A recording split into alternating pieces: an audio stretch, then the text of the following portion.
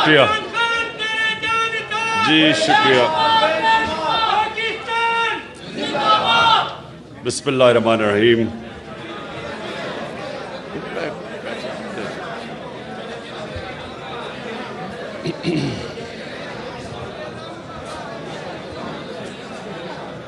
ایاک نعبد و ایاک نستعین.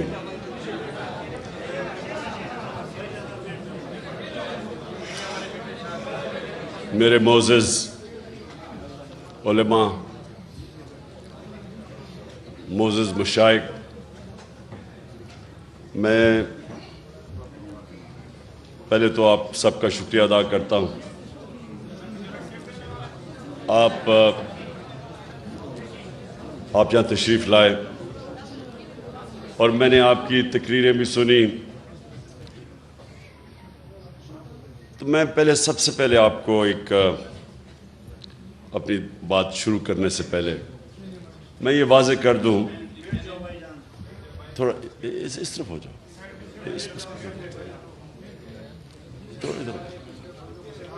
اور آپ بھی نیچے ہو جاؤ، وہ نہیں دیکھ سکتے.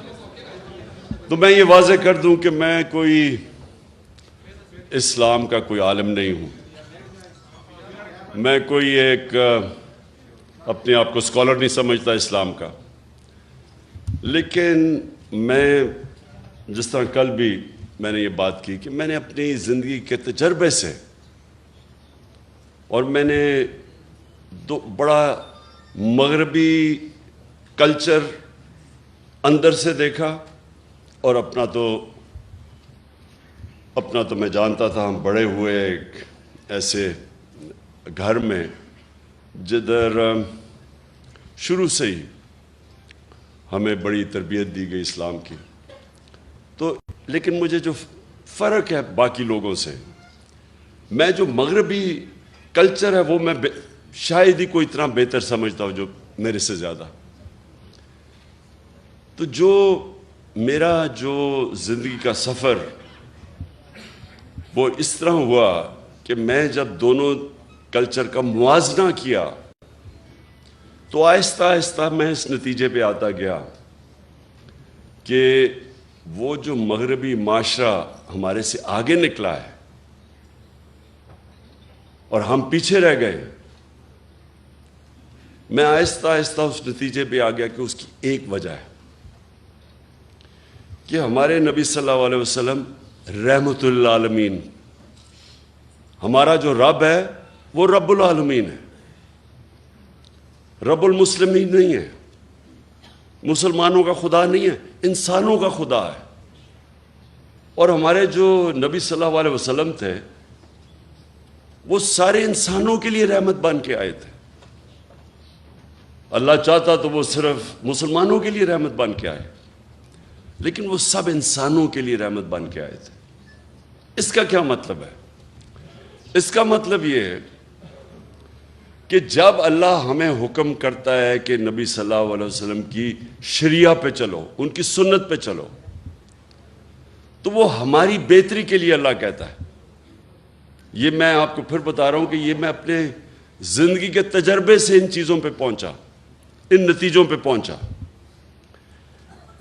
کہ جب اللہ حکم کرتا ہے کہ ان کی زندگی سے سیکھو، ان کی سنت پہ چلو، تو اللہ کیا کہہ رہا ہے؟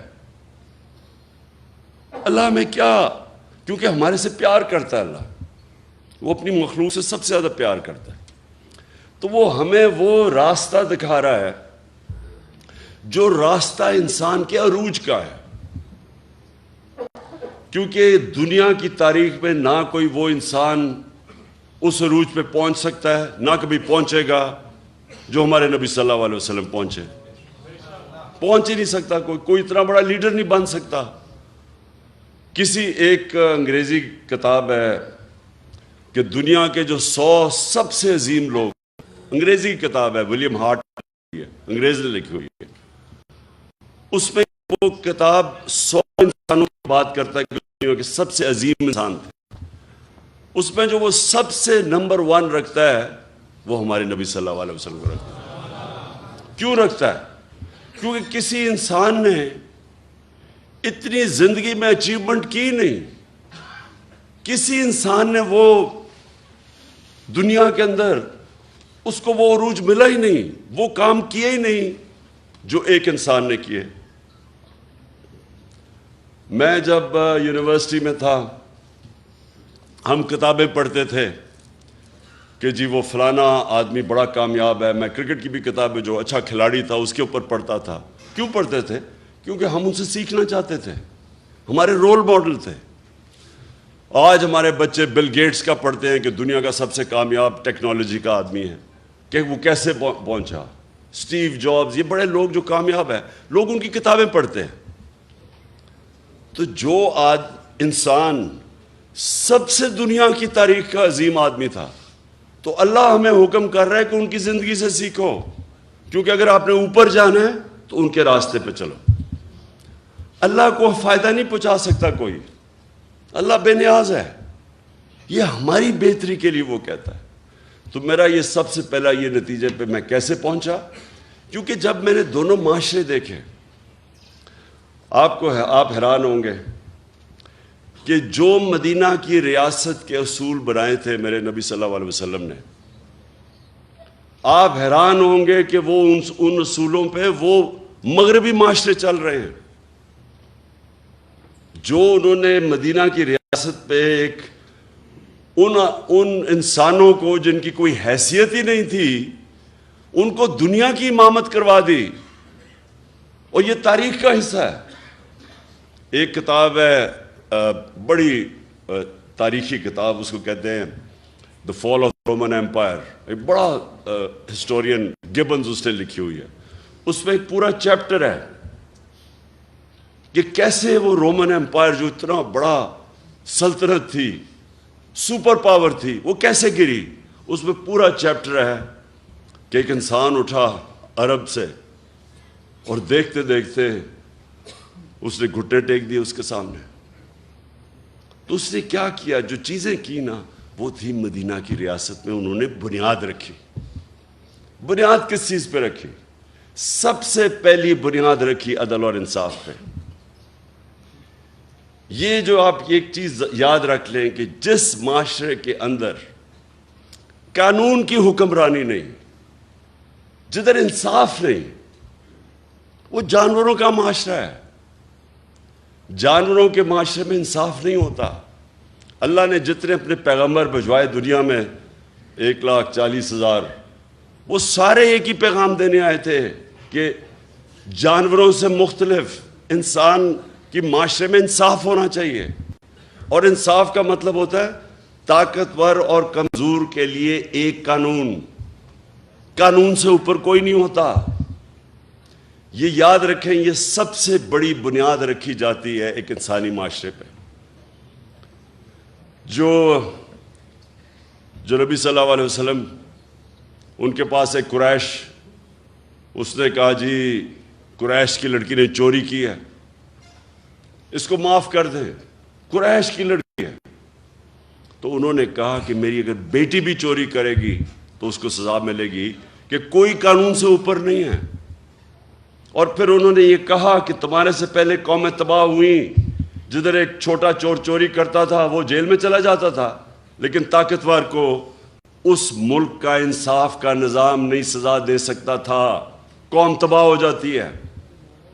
یعنی کہ جس قوم میں انصاف نہیں ہوتا وہ تباہ ہو جاتی ہے۔ جو حضرت علی رضی اللہ تعالیٰ نے کہا کہ کفر کا نظام چل جائے گا، لیکن نا انصافی اور ظلم نہیں چل سکتا، ظلم کا نظام۔ آج اگر آپ نے دیکھنا ہے عدل اور انصاف، میں آپ کو ملک بتا دیتا ہوں، سوئٹزرلینڈ چلے جائیں، سب سے خوشحال ملک ہے، وسائل ہیں ہی نہیں۔ پاکستان میں اللہ نے اتنی نعمتیں بخشی ہیں وسائل کی حیثیت سے، لیکن سوئٹزرلینڈ میں تو ہے ہی کچھ نہیں۔ وہاں خوشحالی دیکھیں جا کے۔ اور ایک انڈیکس ہوتا ہے کہ ایک ملک میں، اسے کہتے ہیں رول آف لا انڈیکس، یعنی انصاف کتنا زیادہ ہے کس ملک میں۔ آپ حیران ہوں گے کہ مسلمان ملکوں میں 20% بھی نہیں ہے انصاف، رول آف لا۔ سوئٹزرلینڈ میں تقریباً 100% ہے، کوئی قانون کے اوپر نہیں ہے۔ انصاف اور خوشحالی، ظلم کا نظام اور تباہی، یہ میرے نبی نے تب کہہ دیا تھا۔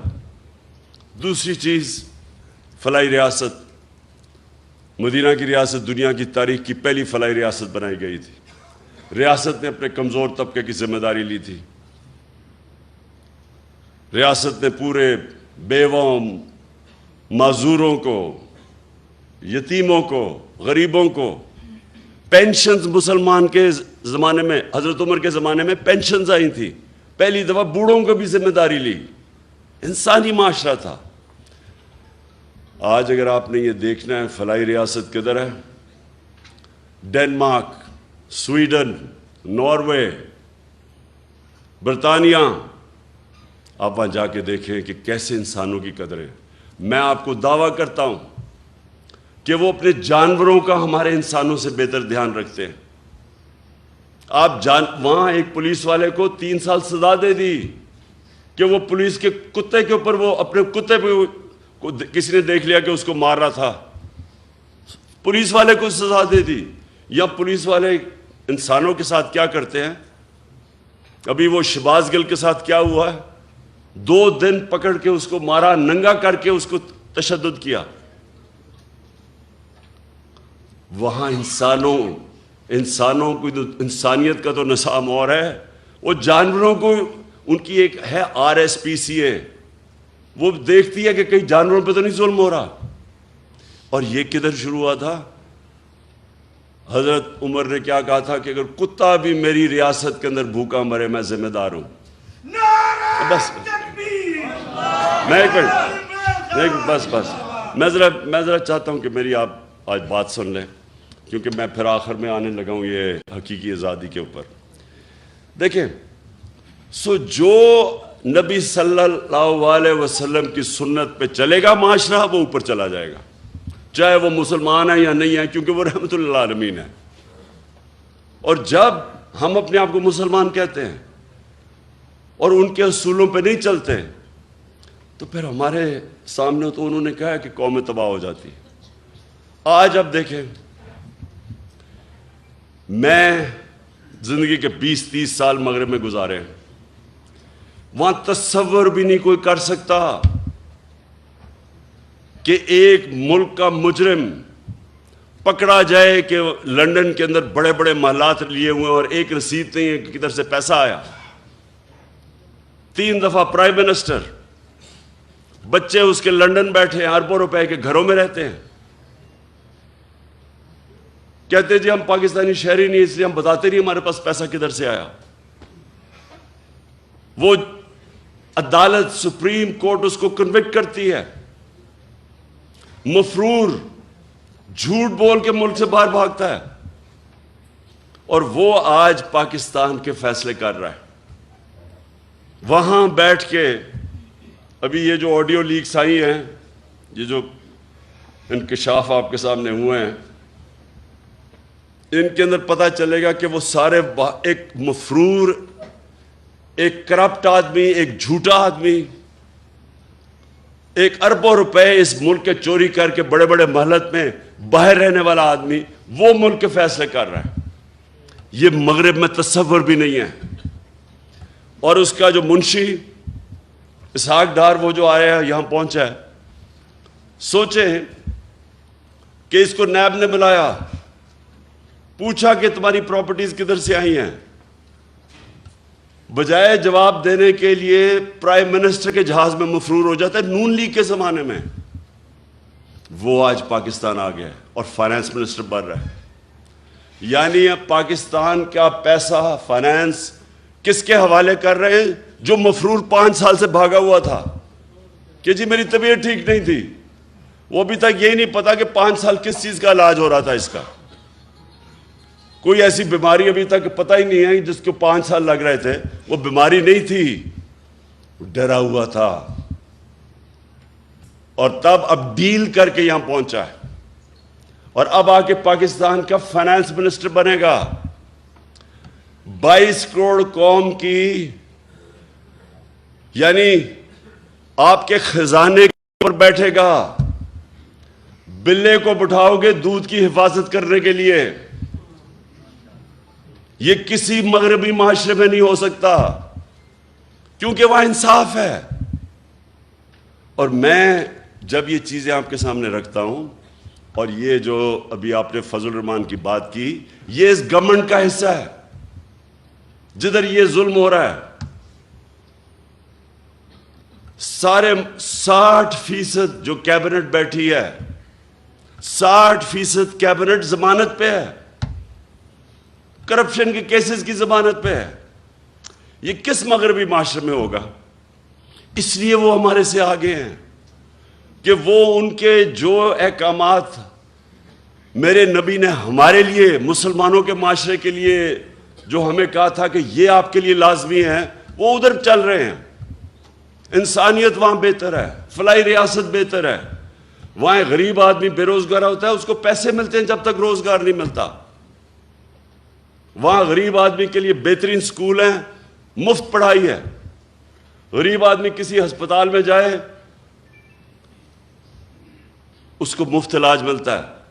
جو ہم نے کوشش کی ہیلتھ کارڈ لا کے کہ عام لوگوں کے لیے، غریب گھرانے کے لیے ہیلتھ انشورنس کہ 10 لاکھ تک کہیں بھی علاج کروا سکو، یہ تو ہم نے شروع کیا۔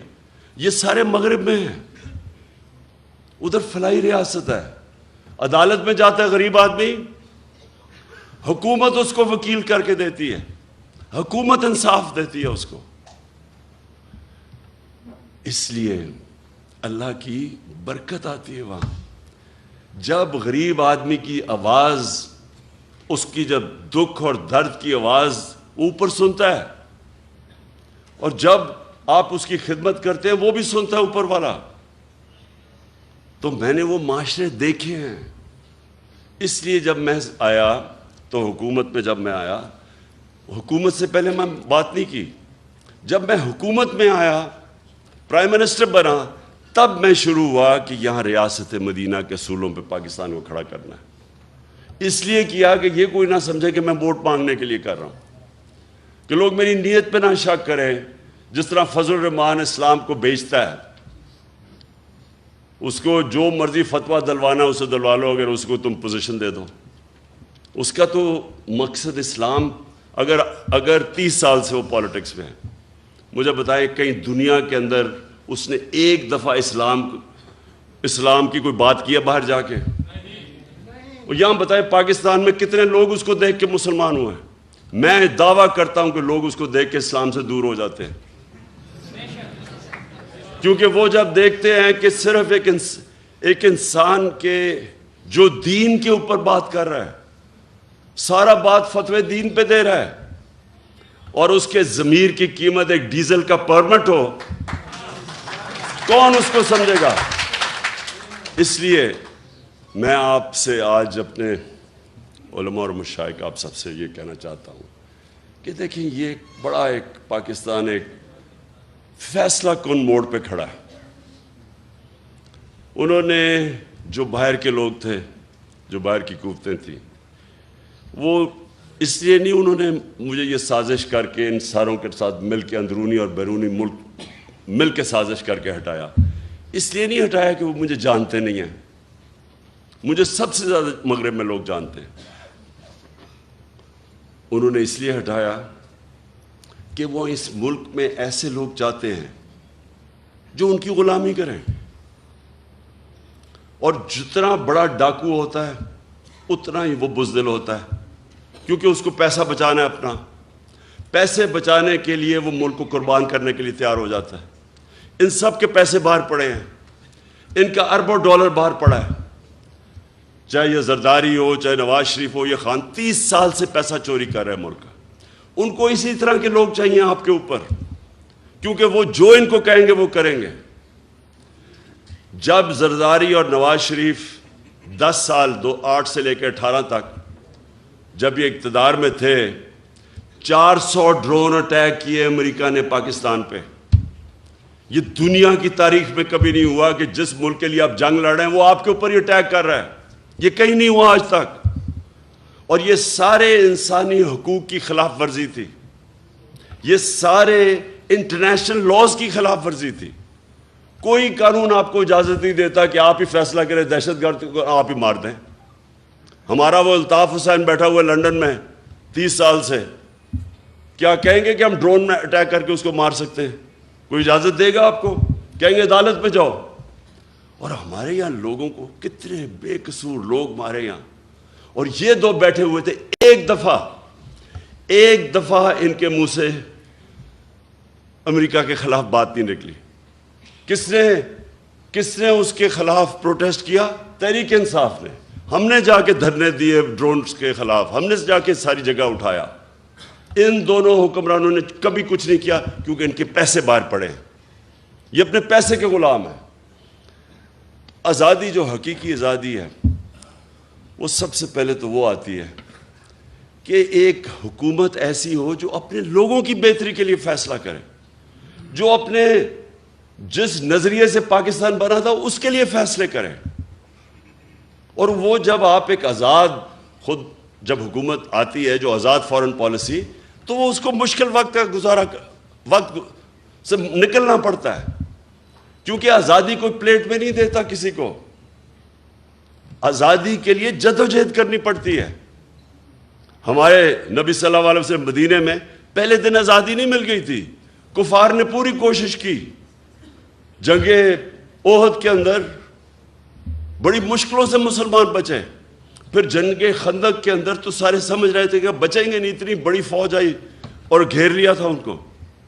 تو جدوجہد کی, قربانیاں دیں, پھر آزاد ہوئے اور پھر ایک عظیم قوم بنے. غلام تو کبھی اوپر جا ہی نہیں سکتے. اور جب ایک مسلمان دعویٰ کر دیتا ہے کہ لا الہ الا اللہ, وہ پھر وہ کیسے کسی کی غلامی کر سکتا ہے؟ اس کا مطلب کہ آپ نے جو اللہ سے وعدہ کیا ہے, آپ نے حلف لیا ہے, لا الہ الا اللہ, اللہ سے آپ کا حلف ہے کہ اے اللہ تیرے سوا میں کسی کے سامنے نہیں جھکوں گا, پھر آپ کیسے کسی کی غلامی کر سکتے ہیں؟ اور پھر جب آپ یہ دعویٰ کر دیتے ہیں تو پھر اللہ آپ پہ چھوڑ دیتا ہے, اور قومیں وہ اٹھتی ہیں جو پھر اپنے پیر پہ کھڑی ہوتی ہیں, پھر قربانیاں دیتی ہیں, مل کے قوم قربانی دیتی ہے, وہ پھر نکل جاتی ہے. جو ہوا کہ دنیا کی تاریخ کا سب سے بڑا انقلاب آیا تھا مدینہ کے اندر. دنیا میں اتنا بڑا انقلاب نہیں آیا. 10 سال 622 اور 632 میں دنیا کا نقشہ بدل گیا, دنیا بدل گئی. 2 سپر پاورز تھی تب بھی. ہمیں بھی جب تک ہم ایک بحیثیت قوم ایک صحیح معنی میں اپنے آپ کو آزاد نہیں کرتے, جو ہمارا کلمہ ہمیں آزادی دیتا ہے, اور جب تک ہم یہ چوروں کی غلامی کریں گے جو باہر سے کنٹرولڈ ہیں, کوئی مستقبل نہیں ہے ملک کا. انہوں نے جو 5 مہینے کے اندر کہا جی ہم مہنگائی کم کرنے آئیں گے. 50 سال میں سب سے زیادہ مہنگائی ہوئی ہے آج پاکستان میں. 50 سال کے بعد ایسی مہنگائی ہے. کبھی ایسا معیشت جو 6% کے اوپر ترقی کر رہی تھی 6 مہینے پہلے, آج وہ بالکل نیچے گر چکی ہے. بے روزگاری بڑھ رہی ہے. یہ آپ کی خدمت کرنے نہیں آئے تھے, یہ اپنے کیسز ختم کرنے آئے تھے. انہوں نے جو چوری کی ہے اس کو بچانے آئے تھے. یہ اسحاق ڈار جیسا فراڈ, یہ اب اسی NRO ڈیل کے تحت یہ پاکستان پہنچا ہے. اور ہماری بڑی بدقسمتی ہے کہ ہمارا نا انصاف کا نظام اس کو روک سکا, اور نہ ہمارے وہ لوگ جو ملک کے محافظ ہیں بنتے ہیں, نہ انہوں نے اس کا راستہ روکا. اور کون روکے گا؟ انشاءاللہ آپ کا بھائی عمران خان انشاءاللہ اس کا راستہ روکے گا.